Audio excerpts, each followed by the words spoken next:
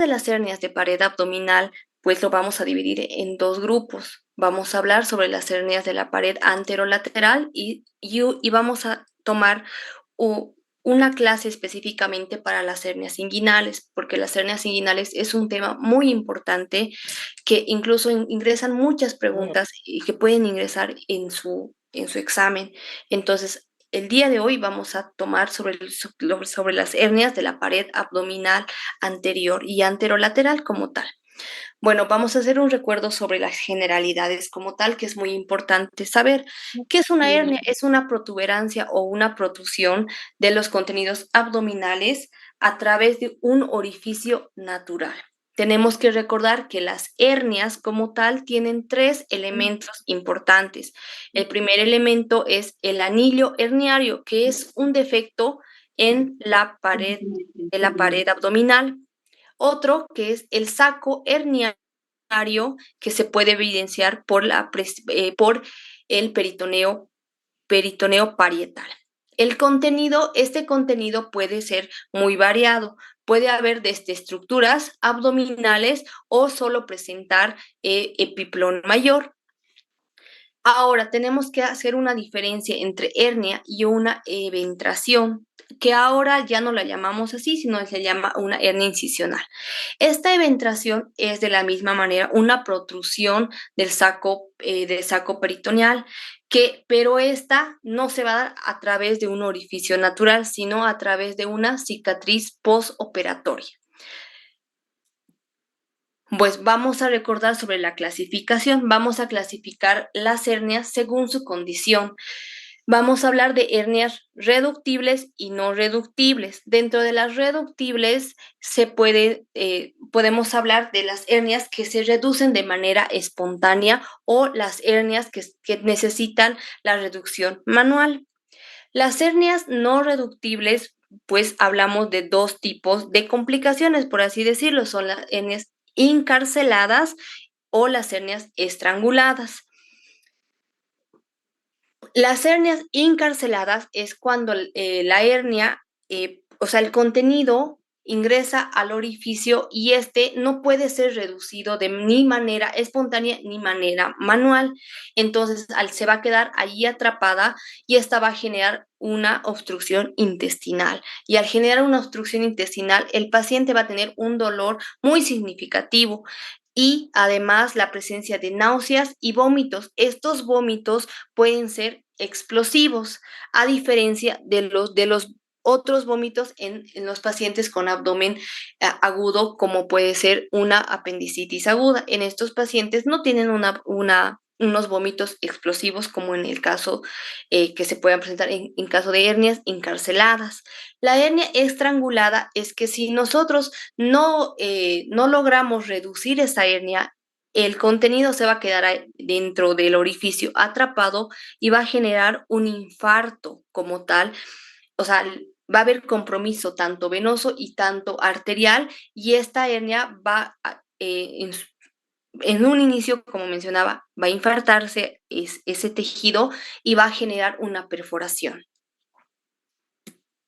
Ahora, según la localización, pues vamos a hablar sobre las hernias de la pared abdominal según la frecuencia que se presentan. En las hernias más frecuentes es el 85%, las hernias femorales el 5%, las hernias umbilicales en un 4% y las hernias epigástricas en un 2%. Y las menos frecuentes, que serían las hernias de Spiegel, las lumbares internas. Ahora tenemos otra clasificación que es según su etiología. Las hernias congénitas, un ejemplo de una hernia congénita son las hernias umbilicales, las hernias adquiridas o las recidivantes, que serían las hernias incisionales, las hernias traumáticas por presencia de por ejemplo, un abdomen agudo traumático por un arma de fuego o por una arma punzocortante. La presentación de las hernias, principalmente estas hernias son sintomáticas, dependiendo el tamaño, ¿no? El paciente, ¿qué es lo que nos va a referir? Va a referir que existe, los pacientes nos van a referir que tienen una masa a nivel de la pared abdominal. Esta masa pues va a incrementar con las maniobras de Valsalva. El paciente, dependiendo el tamaño de la hernia, puede presentar molestia o presencia de dolor. Este dolor, ¿cuándo se va a presentar? Cuando existe esfuerzo adicional, como puede ser los pacientes que tengan, no sé, una tos crónica y que además puedan tener una hernia, van a presentar este tipo de molestias. Ahora, como mencionaba, estas masas, muchos de estos pacientes viven con estas patologías por mucho tiempo. Incluso son los mismos pacientes que nos van a referir que tienen esta protrusión, pero que ésta se reduce de manera espontánea o que incluso ellos la llegan a reducir. En caso, como les mencionaba, en caso de que el paciente no pueda reducir la hernia como tal, tiene riesgo de la obstrucción intestinal. En caso de una obstrucción de una hernia estrangulada, ¿cuáles van a ser nuestros síntomas de alarma? El paciente va a tener un dolor intenso y va a haber unos cambios de coloración a nivel de la hernia como tal, y el paciente va a estar, por así decirlo, con datos de compromiso sistémico. Eso es lo que nos tiene que asustar. Y además es muy importante tomar en cuenta el tiempo de evolución del cuadro clínico con el que nuestro paciente va a llegar. Si nuestro paciente llega con un cuadro clínico de más de 12 horas de evolución, que quiere decir que su hernia se encuentra atascada, que no lo ha podido reducir y hay cambios de coloración, pues es muy sugerente de que haya una perforación, porque el tiempo en el que el intestino se puede quedar sin irrigación es menos de 6 horas. Entonces, si nosotros tenemos un paciente que llega con más tiempo, pues este caso está complicado. Hablando de las hernias de la pared abdominal anterior, vamos a hablar sobre las hernias epigástricas. Tenemos que recordar que la localización se da en la distancia entre el ombligo y el proceso sifoideo. Normalmente las hernias epigástricas tienen un tamaño pequeño, pueden medir menos de 3 centímetros, ¿no? Y estas hernias pueden ser únicas o pueden ser múltiples a lo largo de la línea alba a nivel de los rectos anteriores, a nivel supraumbilical, como mencionaba. ¿Cuáles son los factores para que nuestro paciente pueda llegar a tener una hernia epigástrica? Son un debilitamiento congénito de la fascia, o sea, de la aponeurosis, un aumento de la presión intraabdominal. ¿Alguien me puede dar algún ejemplo de por qué se incrementaría la presión intraabdominal? En caso de citis, Embarazo. Obesidad, embarazo también.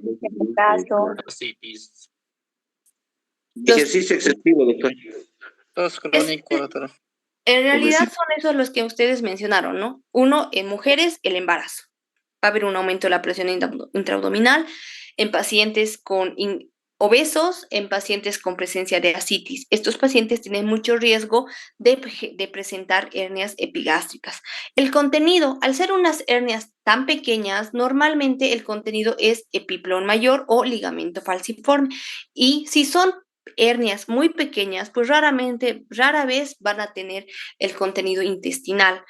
Pero si en caso de que fuera una hernia con un tamaño más grande, sí hay la posibilidad de que el intestino se encuentre atrapado a ese nivel. Como mencionaba, es una protrusión a través de la línea alba por encima del ombligo. Se presenta con mayor frecuencia en varones en una edad de 20 y 50 años. Normalmente son asintomáticos, excepto en algunos casos. Ahora, para que nosotros lleguemos a hacer el diagnóstico clínico como tal, el motivo de consulta de nuestro paciente, no debemos olvidar, es la protrusión. Tengo una bolita a este nivel. Eso es lo que normalmente nos mencionan en la consulta. Ahora, el ser tan hernias tan pequeñitas pueden estar asociadas a dolor por el compromiso vascular a nivel del aumento mayor, porque normalmente, como se puede evidenciar en la imagen, pues son tan pequeñas que es como si estuviera pellizcando parte del epiplón mayor, ¿no? Al examen físico, ¿cómo es lo que vamos a ver? Vamos a ver un abdomen con presencia de una protrusión, pequeña, con bordes delimitados que normalmente no se llega a reducir, ni de manera espontánea, ni siquiera manual, ¿no? En caso de que nosotros podamos llegar a reducir el tamaño, vamos a poder identificar el tamaño del orificio de la hernia. Si nosotros conocemos la clínica no es muy florida, como mencionaba. En caso de que nuestro paciente tuviera una hernia epigástrica de mayor tamaño, pues puede tener también datos clínicos de una obstrucción intestinal, pero normalmente no es así. ¿Cuál sería el tratamiento en un paciente que viene a nuestra consulta refiriendo que estéticamente no le gusta, que refiere esa protrusión? El tratamiento es una herniorrafia, que significa realizar una sutura continua. Lo primero que nosotros hacemos una incisión longitudinal a nivel de la protrusión de aproximadamente unos 3 centímetros, hacemos una divulsión por capas hasta llegar a identificar el saco herniario. Identificamos el contenido. Una vez identificado el contenido, vemos que no tenga compromiso vascular. ¿Cómo podríamos evidenciar compromiso vascular? Con cambios de coloración. Y si no tenemos cambios de coloración, simplemente podríamos reducir la hernia de manera manual y cerrar el defecto, como menciona, con una sutura continua, ¿no? Con un material no reabsorbible, como puede ser un prolene. Dependiendo, puede ser prolene de 3 ceros a hasta 1, ¿no? En caso de que nuestra hernia fuera una hernia de mayor tamaño, podríamos hacer una hernioplastía, pero normalmente, como les decía, al ser hernias tan pequeñas, no hay necesidad de colocar una malla adicional, porque tomando en cuenta de que la malla es un cuerpo extraño para nuestro cuerpo y puede haber rechazo a la malla, por lo tanto, de preferencia nosotros realizamos una herniorrafia con una sutura continua o un surjet continuo también llamado. Ahora, hablamos de otras hernias que son las hernias umbilicales. Las hernias umbilicales, como les mencionaba, pueden ser congénitas o adquiridas. Estas hernias, pues, ¿cuándo son congénitas? Cuando no se cierran, porque las hernias deberían cerrarse antes de los 5 años. En algunos casos hay niños que puedan tener su defecto de pared, pero puede cerrarse antes de los 5 años. Esta es secundaria a un debilitamiento de la fascia del tejido conectivo. La localización, como dice, es en la región umbilical. Estas hernias también en un inicio pueden ser hernias pequeñas y la cantidad pueden ser únicas o multisaculares. El contenido puede ser de un contenido epiplón o intestino delgado o en su defecto incluso colon. De los factores de riesgo es de la misma manera que las hernias epigástricas por un aumento de la presión intraabdominal, que como habíamos mencionado es la obesidad, la presencia de ascitis, embarazo, además los pacientes que tienen constipación crónica, porque debemos recordar que estos pacientes al no poder ingresar al baño, pues realizan un aumento, pues un esfuerzo y esto va a incrementar la presión intraabdominal y en estos pacientes pueden llegar a tener una hernia. La clínica como tal es de la misma manera que una hernia epigástrica, con la diferencia de la ubicación. Estas sí tienen que encontrarse a nivel umbilical. Es la protrusión que normalmente no se llega a reducir y muchos de los pacientes no refieren dolor. En caso de que presentaran dolor, nos estaría sugiriendo de que hay compromiso vascular o compromiso del intestino. Como se puede ver en la imagen, acá el contenido, ¿qué vendría a ser? Está por el intestino delgado, pero no sabemos qué parte del intestino delgado.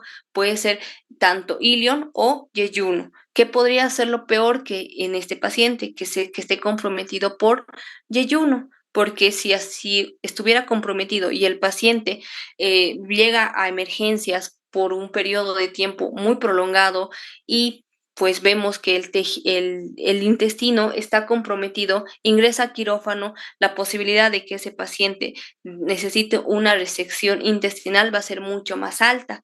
Entonces, es muy importante que nosotros lleguemos a realizar una adecuada semiología y veamos si no existe datos de complicaciones. Las hernias umbilicales, el tratamiento, pues el tratamiento es la reparación de la misma manera. Existen dos técnicas que serían la herniorrafia y la hernioplastía. La herniorrafia la utilizamos en hernias de tamaño pequeño, cuando el orificio de la hernia es menor a los 2 centímetros. En caso de las hernioplastías, pues hablamos de orificios orificio de la hernia mayor a 2 centímetros o presencia de múltiples hernias o que presenten una excesiva tensión excesiva en pacientes, por ejemplo, que tienen, en pacientes obesos, pues podríamos realizarles hernioplastía porque en estos pacientes la presión intraabdominal no va a disminuir. Entonces, si nosotros realizamos una herniorrafia pues la posibilidad de que esa hernia vuelva a recidivar es mucho más alta. Entonces, en este caso, podríamos ayudarnos con la presencia y con la colocación de una malla. Esta malla normalmente la colocamos supraaponeurótica y la vamos a fijar con puntos simples alrededor de la hernia y posteriormente se va a cerrar la pared abdominal. Ahora, cuando hablamos de dos técnicas, que serían la técnica abierta, la técnica laparoscópica. En la técnica abierta tenemos varias técnicas, que serían la técnica simple, que sería como se puede evidenciar en la imagen superior, que solo está realizándose unos puntos simples. Tenemos la técnica de Mayo, o también conocida como técnica de, que es, es camisa sobre pantalón. ¿A qué nos referimos con eso? Con que el colgajo superior de la aponeurosis, pues vamos a colocar sobre el colgajo inferior, vamos a colocar puntos discontinuos con puntos en U, pues la aponeurosis superior va a solapar la aponeurosis inferior y de esa manera se va a formar, pues vamos a cerrar el defecto como tal. Esta técnica, si bien se la puede utilizar en hernias de tamaño pequeño, sin embargo se ha comprobado que tiene alta incidencia de recidivas. Tenemos además la técnica de seno, que es la similar a la técnica de Mayo, con la diferencia de que, que el borde inferior, o sea que la aponeurosis inferior va a ir sobre la aponeurosis superior. Esas serían las técnicas abiertas. Tenemos las técnicas laparoscópicas. Sin embargo, estas hernias laparoscópicamente pueden ser resueltas, pero las incisiones que realizamos para la resolución no son incisiones demasiado grandes, entonces pues hay que ver costo-beneficio porque tenemos que tomar en cuenta dónde nos encontramos. Ahora, en pacientes hay casos raros, por así decirlo, que es pacientes con presencia de hernia umbilical en pacientes cirróticos con presencia de ascitis. En estos pacientes no debemos olvidar que va a existir una alta presión intraabdominal y por lo tanto, pues esta presión intraabdominal tiene alto riesgo de que hacer una peritonitis bacteriana y el tratamiento de estos pacientes normalmente pues puede ser una paracentesis, pero eso no va a quitar que el paciente pues la hernia se solucione, ¿no? ¿Cuál sería la conducta en estos pacientes? Pues deberíamos hacer un control de la ascitis antes de solucionar el problema herniario, porque si nosotros, en estos pacientes, pues el manejo debería ser conservador a nivel de la patología herniaria. ¿Por qué? Porque este tipo de pacientes tiene mayor riesgo de recidivas y mayor riesgo de complicaciones, porque si nosotros, como habíamos mencionado, en este paciente tiene aumento de la presión intraabdominal, nosotros hacemos una hernioplastía, esa malla que nosotros vamos a colocar para cerrar el defecto, pues tiene mayor riesgo de que se pueda infectar. Entonces, en este caso, lo primordial es hacer un control adecuado de la parte de la citis. En caso de que la hernia pues no pueda ser resuelta, existe el riesgo de que pueda presentar una encarcelación y que esta encarcelación pueda generar la presión pueda generar tanta a nivel de la piel y esta pueda ser adelgazada, incluso rota y parte del contenido intestinal pueda ser expuesto y eso sería una indicación para que nuestro paciente ingrese a cirugía de manera urgente. Entonces, en el manejo de los pacientes con hernia umbilical y presencia de ascitis no controladas, pues el manejo pues tiene que ser conjunto con el servicio de medicina interna, porque nosotros no podemos llegar a operar directamente a este paciente porque el riesgo de las complicaciones es mucho más alta. Entonces, en este caso, vuelvo a repetir que el tratamiento debería ser conservador en pacientes sintomáticos. En caso de que tuviera algún tipo de complicación, pues necesita una cirugía de urgencia para cerrar el defecto por el riesgo de la contaminación que se está presentando porque hay una piel adelgazada y esta se está comunicando con el exterior. Tenemos otro tipo de hernias que serían las hernias de Spiegel. Estas hernias de Spiegel se van a formar a lo largo de la línea arqueada, que es una zona de debilidad a nivel de la vaina posterior de los reinos rectos, a nivel del borde lateral. Existe una debilidad a ese nivel y se pueden formar estas hernias de Spiegel. El contenido puede ser de la misma manera, el epiplón mayor, contenido intestinal. La clínica va a ser de la misma manera, presencia de masa, pero en la parte lateral, no en la parte medial como tal, y presencia de dolor. La encarcelación de estas hernias es menos frecuente en relación a las anteriores. El tratamiento debe ser de la misma manera, debe ser una reparación quirúrgica. Esta reparación puede ser abierta o laparoscópica. Nosotros, en algunos casos, estos pacientes, las hernias no llegan a ser tan grandes, ¿no? Y para hacer el diagnóstico como tal, podemos utilizar la tomografía como medio de diagnóstico, en la cual podemos evidenciar un defecto de la pared anterolateral, en la cual se está evidenciando una solución de continuidad. En este caso, nuestro paciente está presentando una obstrucción intestinal porque en la imagen se está evidenciando la presencia de distensión abdominal, incluso si le hacemos una radiografía a niveles hidroaéreos o la presencia de las válvulas conviventes que se está formando, que estaría formando la pila de monedas. Ahora, como les mencionaba, lo importante es el diagnóstico, es la inspección. Debemos recordar que la inspección de los pacientes con hernias debe ser realizado en bipedestación principalmente para ver el tamaño como tal, para ver el tamaño de la hernia, pues muchas de estas hernias llegan a ser tan grandes como se puede evidenciar en la imagen.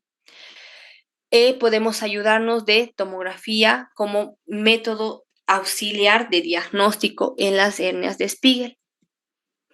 El tratamiento, pues en caso de que las hernias fueran hernias muy pequeñas o asintomáticas, pues deberíamos tomar como tratamiento conservador. El tratamiento conservador, ¿en qué consiste?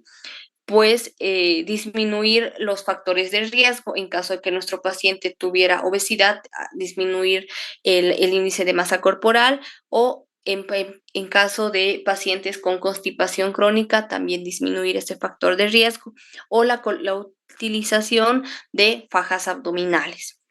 En caso de pacientes con una clínica, pues complicada, que sería que nos estaría traduciendo de una hernia encarcelada o estrangulada, el tratamiento es quirúrgico.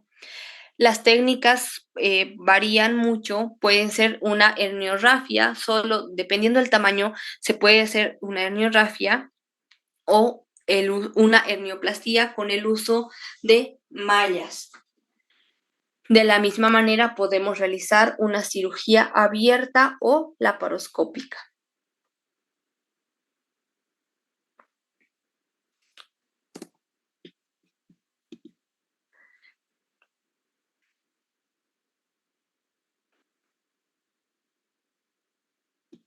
hablamos de las hernias incisionales o también llamadas las eventraciones. Estas hernias incisionales, como les mencionaba, es una protrusión del contenido abdominal que se produce a través de una cicatriz quirúrgica previa.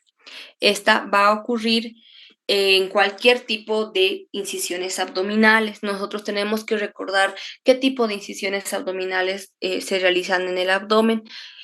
Pues existe la incisión mediana, supraumbilical, mediana e infraumbilical de tipo Kocher que se encuentra a nivel subcostal derecho, las incisiones de McBurney y todas esas incisiones por las cuales pueda generar una hernia. ¿Cuál es el principal factor de riesgo, por así decirlo, para que se pueda presentar una eventración, doctores? ¿Qué creen? Cirugía reciente.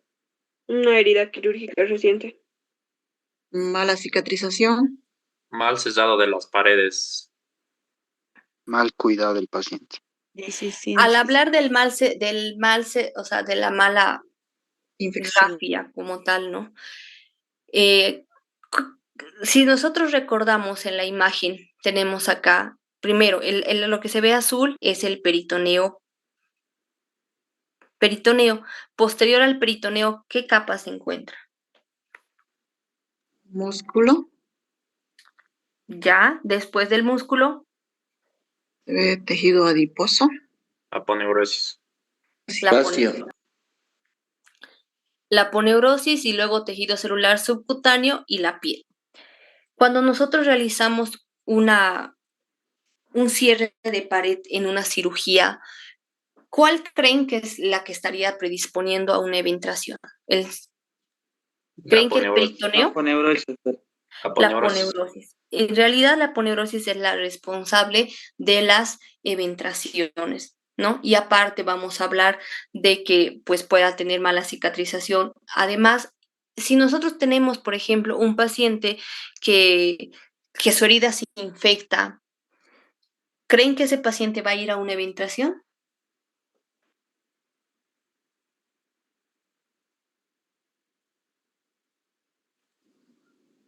Ya.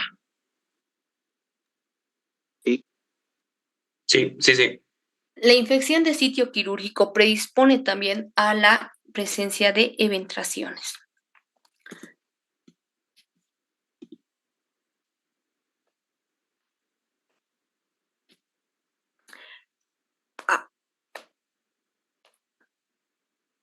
Ahora, hablamos de epidemiología, ¿no? Estas hernias incisionales se pueden presentar hasta en un 20% de las de pacientes que hayan tenido una cirugía previa. En el presente estudio, pues hablan de incidencia y los factores que se han relacionado con la presencia de una hernia incisional por pacientes que hayan sido sometidos a problemas con enfermedad inflamatoria, ¿no? En este artículo, ¿qué es lo que nos menciona? Que existe una alta incidencia de hernia incisional en estos pacientes que pues fueron sometidos a una resección intestinal abierta. Desarrollaron una hernia de la incisión como tal, pero en un promedio de hasta 8 años aproximadamente. O sea, tener una cirugía de un año de evolución no nos está predisponiendo a que nuestro paciente tenga una eventración. Hasta 8 años, hasta 10 años, el paciente posterior a la cirugía puede tener una eventración. Eso es lo que nos dice este artículo. Nos dice además que el factor más importante que han encontrado en este estudio fue que la infección de la herida quirúrgica fue un factor muy predisponente al desarrollo de una hernia incisional. Otros factores que encontraron en este artículo fue que incluyeron pacientes con bajo nivel de albúmina, la creación de ileostomía, porque alguno de estos pacientes se les realizó ileostomía, algunos de estos pacientes tenían factores de riesgos como el tabaquismo. Tenemos que recordar que los pacientes que ingresan a cirugía y además son fumadores crónicos tienen mayor riesgo a presentar eventraciones. ¿Por qué? Porque el tabaquismo no predispone a que la cicatrización sea más lenta. Y si nuestra cicatrización va a ser más lenta, pues el paciente, y si tiene factores de riesgo asociados, pues la posibilidad de que nuestro paciente tenga hernia es mucho más alta, ¿no? Y además hablaron de que los factores estaban muy relacionados con el momento de la cirugía en la que se ha realizado, y en pacientes que tenían mayor edad tenían mayor predisposición a realizar eventraciones.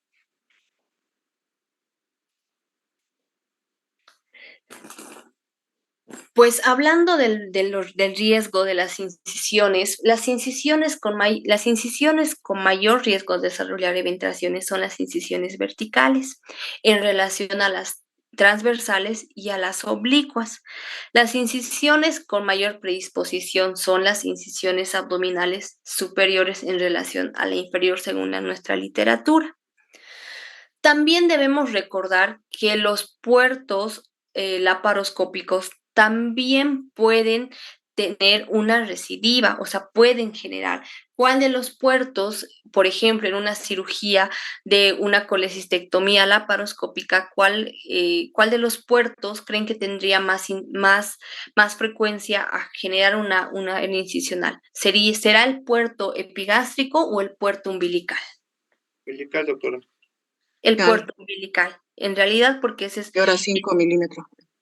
el puerto umbilical es más de 5 milímetros aproximadamente, entonces ese tiene mayor predisposición a formar una hernia incisional. Eso también es por un mal cierre de la aponeurosis, ¿no? Y de la misma manera tiene factores de riesgo, pero vamos a diferenciarlo en dos grupos. Hay factores de riesgo del paciente y los factores quirúrgicos. Los factores de riesgo del paciente pueden ser pacientes con diagnóstico de diabetes, paciente con inmunosupresión, pacientes con VIH, por ejemplo, o pacientes que tengan tratamiento de manera crónica con inmunosupresores, pacientes con presencia de obesidad. Vuelvo a repetir, el tabaquismo es un factor de riesgo muy importante. Pacientes con desnutrición calórico-proteica, como mencionábamos en el artículo, había pacientes que tenían mucha alteración a nivel de la albúmina. Si nosotros tenemos un paciente con niveles de albúmina muy bajos, ingresa a cirugía, pues hay el riesgo de que se genere esto. También hay pacientes con trastornos de tejido conectivo. Esos serían los factores propios del paciente. Ahora, tenemos que hablar de los factores quirúrgicos. Lo que habíamos mencionado al inicio era que puede ser por una técnica deficiente, una infección de una herida o un cierre bajo mucha tensión. Como les dije, en caso de hernias muy grandes, nosotros deberíamos utilizar la presencia de mallas, ¿no? Para que la tensión disminuya. Pero si nosotros hacemos pues cierres tempranos con mucha tensión, esos en algún momento se van a soltar y van a formar una hernia incisional. ¿Cuál es la presentación clínica? Al igual que las anteriores, hay una protrusión, pero la diferencia es que se ve a través de una cicatriz. Como se puede evidenciar en la imagen, la cicatriz es una cicatriz mediana supraumbilical. Esta es la incisión. Y el paciente tiene su protrusión al lado de la incisión o a través de la incisión. Normalmente los pacientes, pues lo que más les molesta no es la presencia de dolor, sino es la protrusión como tal. Esta protrusión puede ser que no sea solamente una, sino que puede haber varios defectos a nivel de la pared abdominal. El riesgo de que se pueda llegar a complicar, pues es menos en relación a las hernias nativas, ¿no? Porque este defecto de pared suelen ser mucho más grandes, o sea, los anillos herniarios suelen ser mucho más grandes. El riesgo de que el contenido intestinal se quede atrapado, pues es menos en relación a las otras hernias. Estas hernias, como les mencionaba, pueden aparecer hasta aproximadamente 10 años después de la cirugía. El manejo inicial es, pues, vamos a hablar de que realizamos cirugía electiva en caso de que tuviéramos síntomas. Pues antes de que nosotros pensemos en operar a nuestro paciente, deberíamos pues optimizar los factores modificables, como les mencionaba. Uno, el más importante sería el control del peso, suspender de manera prolongada el consumo del tabaco y corregir la desnutrición, o sea, la desnutrición calórica proteica, para que nuestro paciente pueda ingresar en condiciones óptimas a quirófano, porque si nosotros no mejoramos estas condiciones, pues el riesgo de que haya complicaciones en el posoperatorio y de que haya un rechazo a la malla, porque debemos recordar que al ser un defecto tan grande vamos a utilizar mallas, no vamos a poder hacer un cierre de pared primario, o sea, vamos a necesitar el uso de las mallas. Entonces, como les menciona acá, necesitamos modificar los factores de riesgo.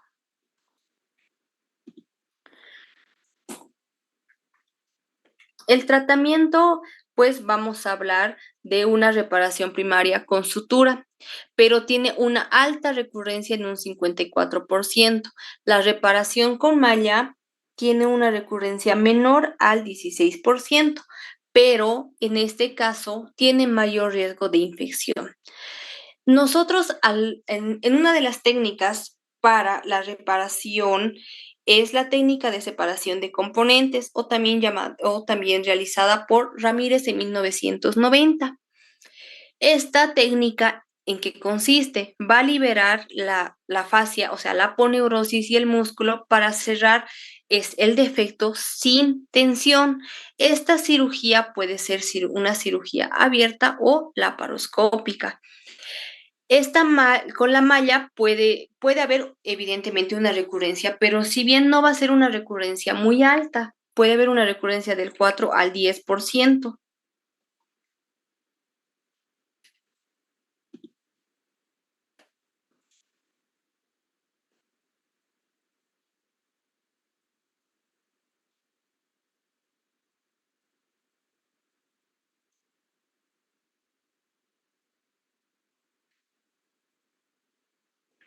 Doctores, ¿me escuchan?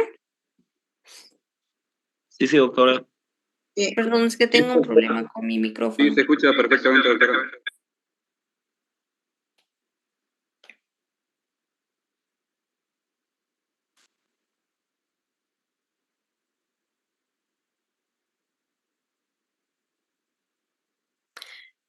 Bueno, al realizar la reparación de la pared abdominal, pues existe la ubicación de la malla en diferentes posiciones. Como se puede evidenciar en la presente imagen, nosotros pues vamos a ingresar a través del defecto de la pared, vamos a hacer la separación de componentes. ¿Qué significa? Vamos a separar lo que estamos viendo al principio es la aponeurosis y luego está el plano muscular.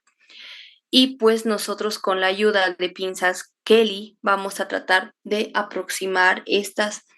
Ahora, la ubicación de la malla puede ser sobre la aponeurosis, o sea, encima de la aponeurosis y el tejido celular subcutáneo, o puede haber entre los defectos, o sea, entre las aponeurosis podríamos colocar nuestra malla. Tenemos otro que es el sublay, que se utiliza entre el músculo recto y la vaina posterior de la aponeurosis. Esta es como que la más recomendada porque se ha demostrado que tiene menos recurrencia y menos riesgo de infección en comparación a la que es sobre la aponeurosis. Cuando nosotros ubicamos la malla sobre la aponeurosis, hay mucho más, existe el riesgo de que pueda existir una complicación como sería la infección del sitio quirúrgico o el rechazo a la malla. Existe otra que sería la ubicación de la malla en la parte intraperitoneal. En caso de que nuestro defecto llegara a ser muy grande, entonces, y no llegáramos a poder aproximar como se puede ver en esta imagen, no podamos aproximar la aponeurosis porque les dije, la aponeurosis es lo que le está dando resistencia a lo que es la pared abdominal. Si no llegamos a hacer porque el defecto es demasiado grande, porque existen ese tipo de hernias, entonces colocamos una malla intraperitoneal. Esta malla intraperitoneal está en contacto directo con el peritoneo, pero este tipo de malla, pues es un tipo de malla especial, que es una malla tipo biológica, ¿no? Entonces, como pueden evidenciar, la ubicación de la malla depende mucho de la técnica que el cirujano vaya a tomar o también del defecto que se intente cerrar, pues, pero la más recomendada es la subley, que es entre el músculo recto del abdomen, o sea, y la vaina posterior. Encima del músculo recto del abdomen, colocamos la malla y posteriormente está la aponeurosis y hacemos el cierre del mismo. Vamos a fijar la malla con puntos simples distribuidos a lo largo de la malla y posteriormente vamos a hacer el cierre de la aponeurosis. Ahora, nosotros, pues recordando algo de los tipos de malla, tenemos que recordar que existen las mallas sintéticas permanentes. Estas pueden ser la más representativa de este grupo, es la de polipropileno. Son las más utilizadas por su resistencia y su capacidad para integrarse con el tejido del paciente. Existen también las mallas de poliéster que ofrecen mayor flexibilidad, pero presentan mayor riesgo de infección. Hablamos de las mallas sintéticas absorbibles, que serían las mallas elaboradas por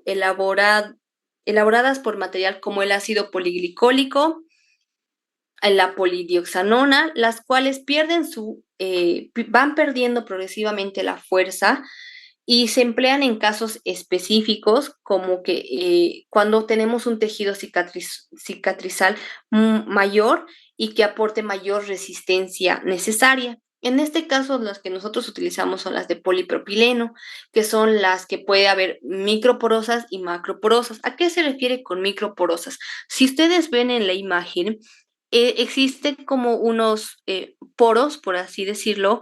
Las microporosas se ha demostrado que tienen mayor incidencia a la recurrencia, porque a nivel de estos macroporosos, de estos poros, pues cuando son microporosos no dejan ingresar los factores para que pueda haber un recubrimiento adecuado.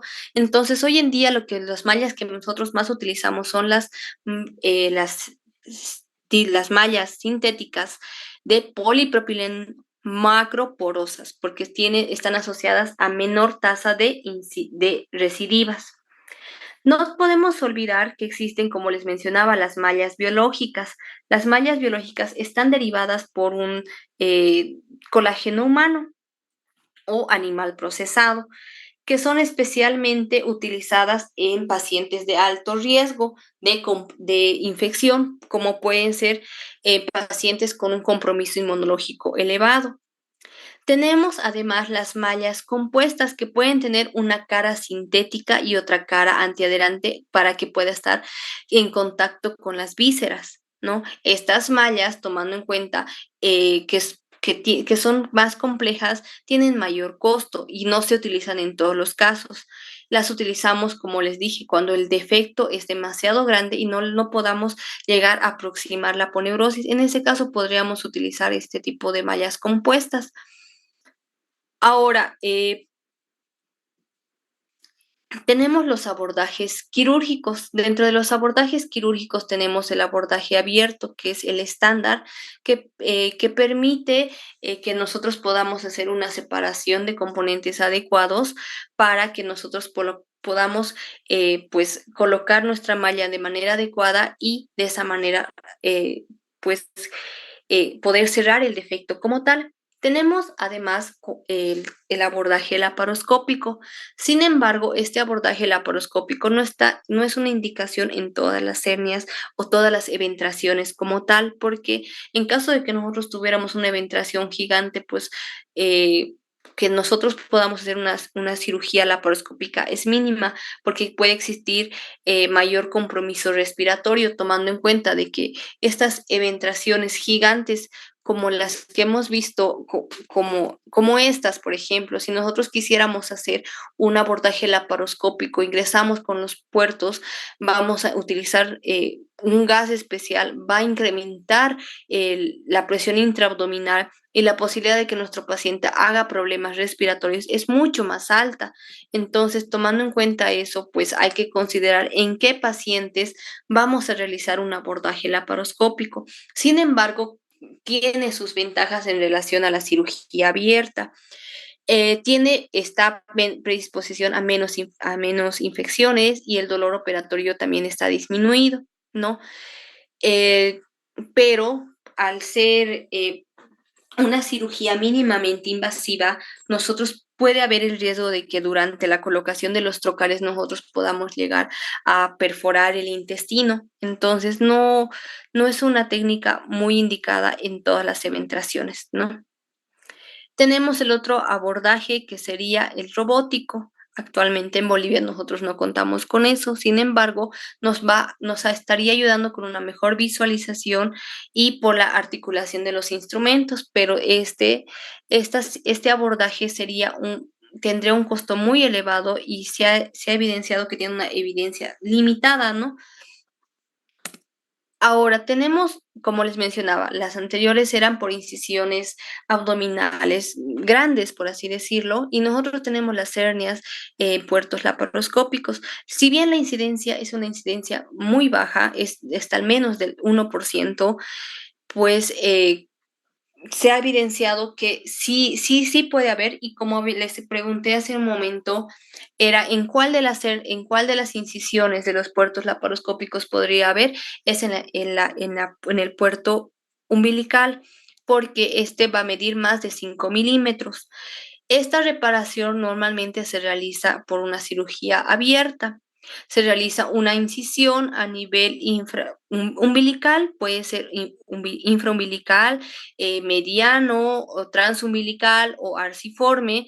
Ingresamos y encontramos de la misma manera. La reparación la vendríamos a hacer como la que hemos hablado en el momento de la hernia umbilical, ¿no? Y solo se realizaría, como son hernias tan pequeñas, podríamos solo hacer una herniorrafia. Si el orificio mide más de 3 centímetros, podríamos hacer una hernioplastia. Pues eso es sobre las hernias de la pared anterolateral como tal. Pues no sé si tienen alguna duda antes de empezar con las preguntas.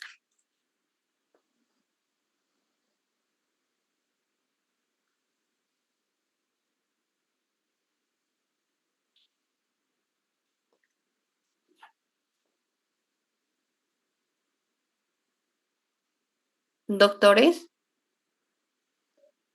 Sí. Todo claro, doctora. No, doctora, podría Las contestar preguntas. preguntas. Ya, bueno, entonces continuamos con las preguntas. ¿Cuál es la definición más precisa de una hernia de la pared abdominal?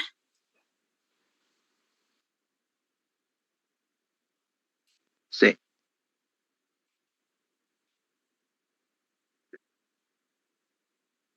¿Todos de acuerdo? Sí, doctora. Sí, doctora. Es la protrusión del contenido abdominal a través de los músculos o la fascia de la pared abdominal.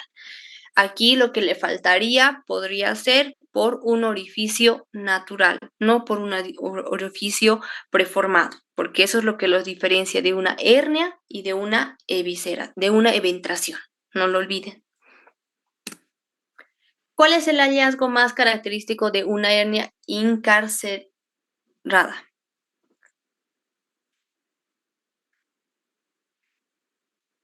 B. Sí, El dolor es un dolor muy significativo y esta hernia no se reduce. ¿Cuál sería al examen físico que nosotros veríamos?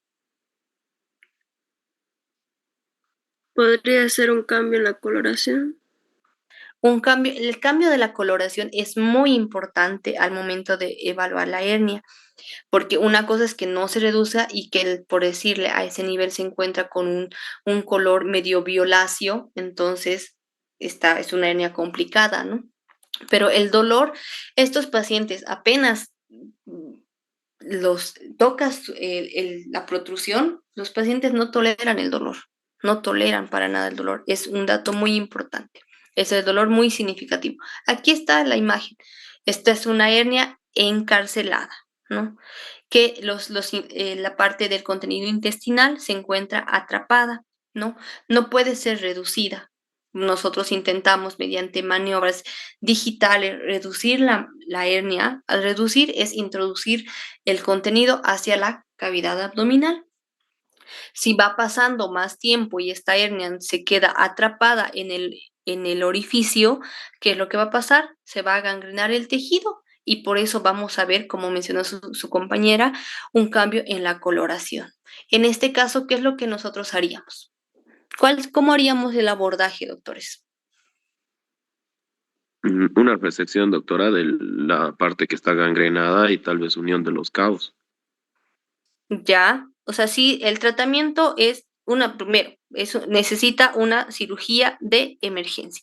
En los dos casos necesita ingresar a quirófano de manera urgente. En ninguno se puede reducir. No podemos reducirlo. En los dos es la cirugía de emergencia o en el que es encarcelada esperamos. Esperamos hasta que unos días hacemos observación. No, en ambos, doctora, es abordaje quirúrgico. En los Menos de dos 12 horas. es abordaje quirúrgico, porque si bien nuestro paciente llega en este momento, por decirles, y pues nosotros no realizamos ninguna intervención quirúrgica, va a pasar esto, ¿no? En este caso hemos dicho, ingresamos acá a cirugía, hacemos una resección de la parte comprometida y hacemos, como dijo su compañero, hacemos una anastomosis. Podríamos hacer una anastomosis terminal, o sea, uniendo los dos cabos, ¿no? En caso de que no se pudiera, saldría con una ostomía, dependiendo si es intestino delgado o es intestino grueso. Puede ser una ileostomía o una colostomía. Si nosotros si a este paciente no lo llegamos a operar, terminaría en su resección intestinal. Pero en este caso, ¿haríamos una resección intestinal? No, doctora, porque el tejido está sano todavía. Está Sí. sano. En realidad hacemos una laparotomía exploratoria, ingresamos a cavidad, vemos el contenido. Si el contenido, o sea, parte del intestino se encuentra con una coloración normal, o sea, rosada, por así decirlo, y esperamos un momento y existe un peristaltismo adecuado del intestino, pues nada, podemos dejar un drenaje como control y cerrar la cavidad abdominal adecuadamente y el drenaje nos va a estar diciendo si existe algún tipo de complicación, ¿no? Y ver la clínica del paciente posterior a la cirugía, ¿no? Entonces, si se ponen a pensar, son dos manejos diferentes. En uno hacemos una resección, en el otro solo hacemos una reducción quirúrgica de la hernia como tal. Ahora, la principal complicación de una hernia estrangulada, ¿cuál sería? La C, doctora. Inciso C. Y si isquemia, ¿cuál va a ser el siguiente evento? Necrosis. Necrosis. Primero se isquemia, se necrosa y luego, Perforación. Perfora. Perfora. y si se perfora, Peritonitis. Peritonitis. ya. Y si no resolvemos la peritonitis, va a ser Sepsis, sepsis. doctora. Entonces, eso es muy importante que nosotros entendamos, ¿no? En este caso, es la principal complicación de una hernia estrangulada es la isquemia y el infarto del contenido. Las hernias epigástricas suelen contener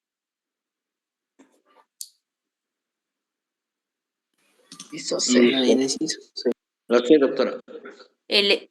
contienen epiplón o ligamento falciforme. Sí pueden contener intestino delgado cuando son más grandes, pero no sé si ustedes durante su internado o su actividad han encontrado algún paciente. Las hernias son demasiado pequeñas, las epigástricas. Son raras los pacientes que tienen hernias grandes. La siguiente pregunta, ¿la reparación de una hernia epigástrica está indicada principalmente cuando?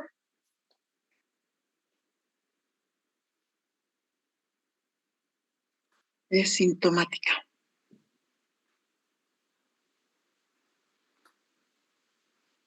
Sí, doctora.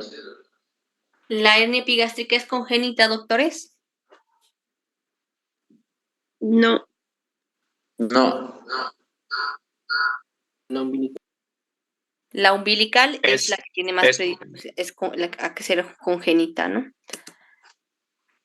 La siguiente pregunta, ¿qué característica es más común en las hernias umbilicales congénitas en niños?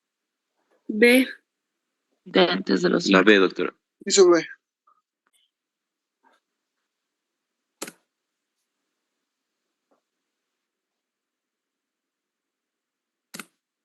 En adultos, la causa más frecuente de hernia umbilical adquirida es Inciso B. Inciso E. E. B,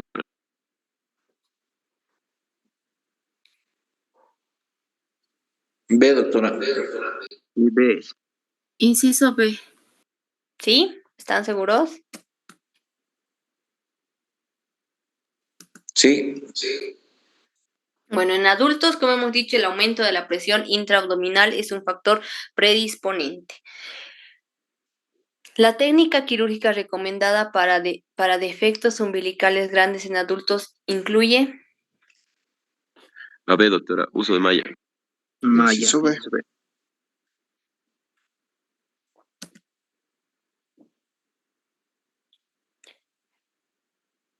porque si nosotros tenemos una hernia grande y solo hacemos una sutura simple, la recidiva va a ser más alta, ¿no?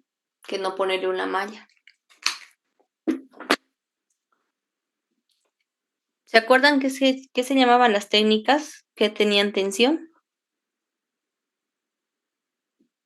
a nivel umbilical? Sublime, doctora. No, umbilical. Técnica de Mayo. O también llamada la que es en camisa sobre pantalón. O sea, recuérdense, o sea, es como que poner tu camisa sobre el pantalón y al revés es la otra técnica que es la de seno. Pantalón. Pantalón sobre camisa. ¿Cuál es la complicación grave en las hernias umbilicales de pacientes con cirrosis? La B. La B. Inciso B. Asitis. Radiasitis. Peritonitis. B, doctora. ¿Por qué se produciría esto? Perforación. La citis, doctora. Claro, pero o sea, la citis está generando un aumento de la presión intraabdominal. Esta presión intraabdominal está presionando la piel y está generando un adelgazamiento de la piel. Y si está generando un adelgazamiento, esta se va a llegar a perforar, ¿no? Y de esa manera va a fugar líquido acítico por el adelgazamiento de la piel principalmente. Entonces, en los pacientes, recuerden que los pacientes que con algún problema cirrótico que desarrollan ascitis y no están bien controlados, pues el riesgo de que puedan tener hernias umbilicales y que estas hernias se puedan complicar es mucho más alto que en un paciente que, por ejemplo, tiene ascitis, pero que está relativamente controlado, ¿no? La hernia de Spiegel que se ubica Inciso C. C. a lo largo de la línea arqueada. Esta que se encuentra ¿a qué nivel?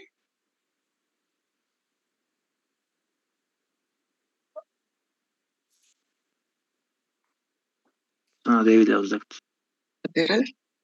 En el borde lateral del músculo recto del abdomen. A ese nivel se encuentra. Como se puede ver en la imagen, es en el borde lateral del músculo recto del abdomen. La hernia encarcerada con signos de estrangulación, el manejo inicial debe ser, ¿cuál sería el manejo, doctores, en este caso? Cirugía Inciso urgente. D. Urgente. Cirugía urgente. Quirúrgico. Sí, eso es lo más importante, ¿no? Sí, doctora. ¿Cuál de las siguientes maniobras facilita la detección de una hernia de pared abdominal durante un examen físico? Inciso B. Maniobra Valsalva. ¿Cómo se hace la maniobra de Valsalva, doctores? Se le pide al paciente que levante los miembros inferiores, doctor. O estando echado. No, no es eso. Creo No, que pedirle Respiración. Es soplar Algunos con orificio. Es soplar con orificios tapados. boca. ¿Cómo podríamos hacer? La maniobra de Valsalva podrías hacer, tienes una jeringa de 10 ml, pues no le pones la aguja como tal, agarras la aguja y le dices a tu paciente, puedes soplar, o sea, la jeringa y pues tendría que empujar el émbolo y de esa manera al soplar va a generar un aumento de la presión inguinal forzada y de esa manera pues va a ayudarnos a que podamos hacer un examen físico, ¿no? Y esa va a protruir, no olviden, o sea, va a aumentar de tamaño la hernia. Pero la maniobra de Valsalva es muy importante que sepamos hacerla como tal, porque no es solo como que apuje, ¿no ve? O sea, no es así. Aprendan a hacer la maniobra de Valsalva para que cuando ustedes sean pues residentes y tengan sus internos, pues les expliquen cómo hacer esa maniobra. ¿Cuál es la principal indicación quirúrgica en una hernia umbilical infantil? ¿En quiénes utilizamos? ¿En quiénes operamos a los niños? No sé. mayores de 5 años. No sé. Si hasta los 5 años nuestro niño podría tener su hernia, si después de los 5 años sigue persistiendo su hernia, tenemos que hacer una cirugía electiva por el riesgo de las complicaciones. Por eso, como dice en el inciso C, cuando no existe cierre espontáneo. Ahora, la reparación laparoscópica de una hernia epigástrica se indica principalmente cuando B. B.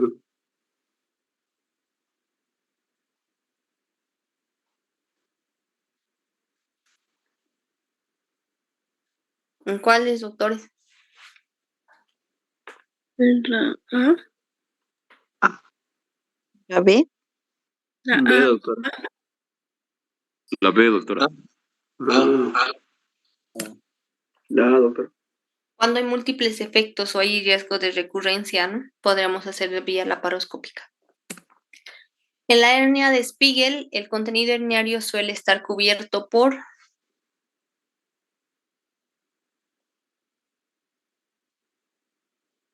La C.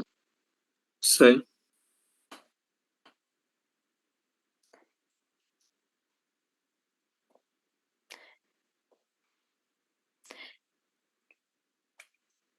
¿en cuál podría estar cubierto solo por piel? ¿En cuál de las hernias que hemos visto hoy?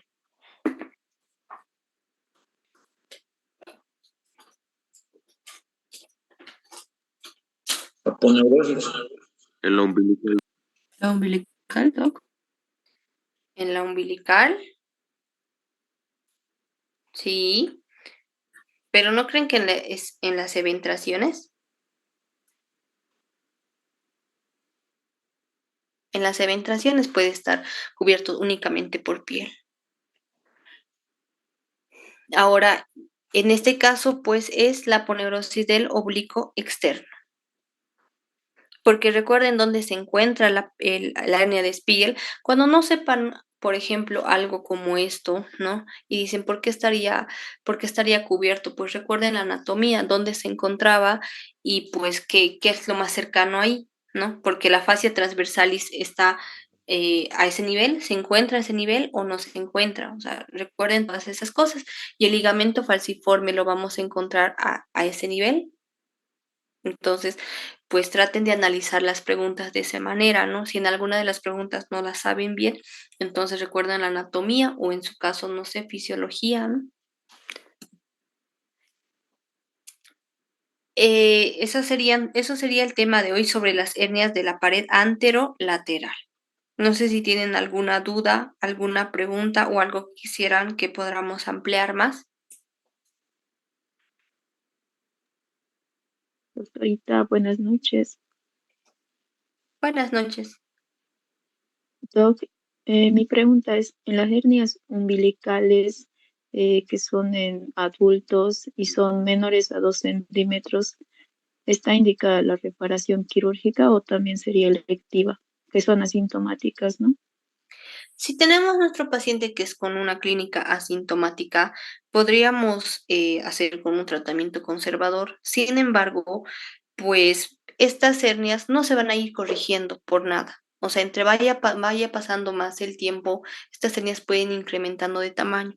Si tú haces una cirugía electiva en este paciente y haces solo una herniorrafia, pues le estás en teoría le estás ayudando a resolver su cuadro clínico, ¿no? Evitando una complicación a largo plazo como tal. Entonces, si nosotros tuviéramos un paciente con una hernia tan pequeña, pues podríamos programar una cirugía electiva solo para una herniorrafia, porque es menos de 2 centímetros. Recordemos que cuando son más de 2 centímetros utilizamos hernioplastías, ¿no? Muy amable, doctora, gracias. Doctorita, Dígame. doctorita, buenas noches. Primeramente, gracias por la clase. Doc, una preguntita. Según el cronograma, el día de mañana vamos a continuar con hernias. En realidad, eso como les mencionaba,